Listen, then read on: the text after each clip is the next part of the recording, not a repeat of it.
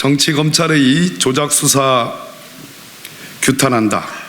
검찰은 직권남용적 수사를 당장 중단하라. 오로지 제1야당 대표 죽이기에 몰두하고 있는 정치검찰은 물러가라. 검찰은 성남지청 소환 후 채 일주일도 되지 않은 시점에 일방적으로 이재명 대표에 대한 소환 요구와 동시에 이를 언론에 흘려 공개했다.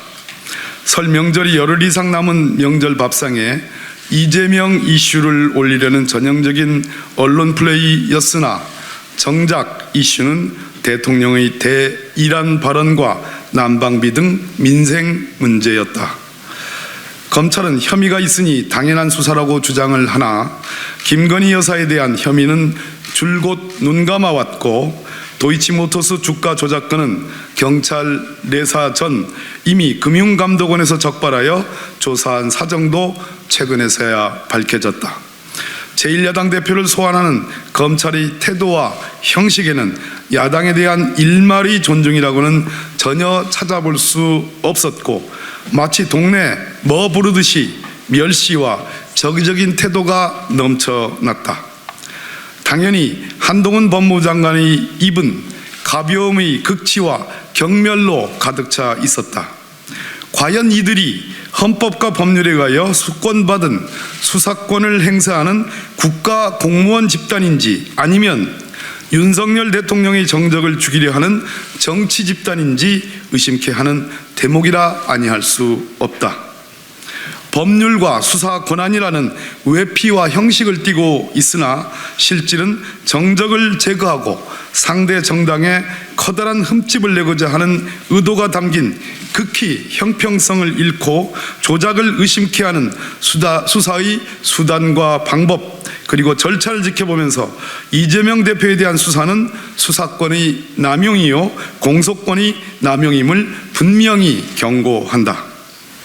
검찰이 대대적으로 언론에 흘리고 있는 이재명 대표에 대한 혐의는 철저하게 유동규와 남욱의 진술에만 의존하여 구성된 것이다. 검찰은 유동규, 남욱의 진술과 배치되는 김만배 등 다른 대장동 공범들의 진술, 정영학 녹취록에 담긴 진실은 외면하고 오로지 검찰의 협조적인 공범 일부의 진술만 취사 선택하여 자신들이 원하는 내용으로 혐의를 구성하고 있다. 사실상 이재명에 대한 공소장이라 할 유동규 등에 대한 공직자 이해충돌 방지법 위반 공소장을 살펴보면 이재명 대표에 대한 언급은 무려 140여 회나 되는 반면 지난 대선 커다란 의혹의 한 축이었던 부산저축은행 대출 비리건은 단 몇 줄에 거친 장식용으로 전락하였다.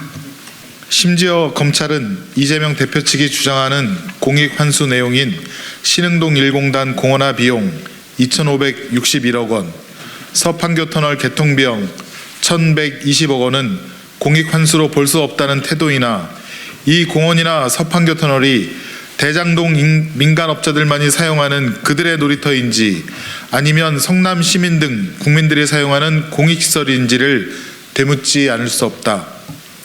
여기에 검찰이 인정하는 임대아파트 부지 배당금 1,822억 원을 합치면 무려 5,503억 원이 되어 대장동 민간업자들이 얻은 택지 분양 수익 4,040억 원을 상회한다.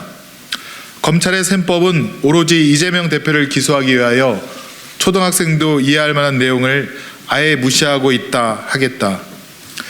더군다나 위 공소장에 의하면 대장동 사건의 범죄 시기와 종기가 언제인지, 그 기간 동안 대장동 업자들과 이재명 대표의 고의가 일관되게 유지되었다는 것인지, 서류 결재를 한 부분과 그렇지 않고 보고 승인하였다라는 식으로 처리한 내용이 어떻게 다른지에 대한 아무런 설명을 기대하기 어렵다. 또한 민간 합동 방식에 의한 대장동 개발과 민간 개발과의 차이가 어떻게 다르고 민간 개발로 하는 경우 성남시가 얻을 이익은 얼마인지, 거꾸로 대장동 개발업자들이 얻을 이익은 어떠했을지에 대한 최소한의 가정과 셈법도 없다. 이 모순투성이에 그리고 부족하기 짝이 없는 이재명 사전 공소장을 읽고 있노라면 실소가 터져 나온다. 아마도 이러한 스토리를 만들어낸 서울중앙지검 특수검사들은 자신들이 대단한 수사를 하고 있고 성과를 내고 있다고 우쭐거리겠지만 범죄 사실만큼 긴 모두 사실을 보면서 이 공소장의 허무함이 법정에서 낱낱이 밝혀질 날도 멀지 않았다는 사실 명심하기 바란다. 아무런 오염 없이 있는 그대로의 내용을 담은 정형학의 녹취록에 수도 없이 등장하는 50억 클럽이나 박영수 등 검찰, 법원, 고위인사들 그리고 유수 언론사 기자들에 대한 로비 수사를 촉구하는 것은 마치 김건희 도이치모터스 주가 조작 사건을 제대로 수사하라고 촉구하는 것과 같다. 현재 이 시각 대한민국 검찰은 이러한 대양 의혹은 전혀 관심 없고 자신들이 보고 싶은 것만 보고 이렇게 하기로 작정했기 때문이다. 국민들은 그러한 검찰이 과연 존재할 필요가 있는가라고 묻고 있다. 윤석열 정부에서 민생은 철저히 무시되고 있다. 국민들은 유례없는 전기요금, 가스요금 폭등으로 매서운 겨울 추위를 고스란히 겪고 있고 경제의 어려움에 울부짖고 있다.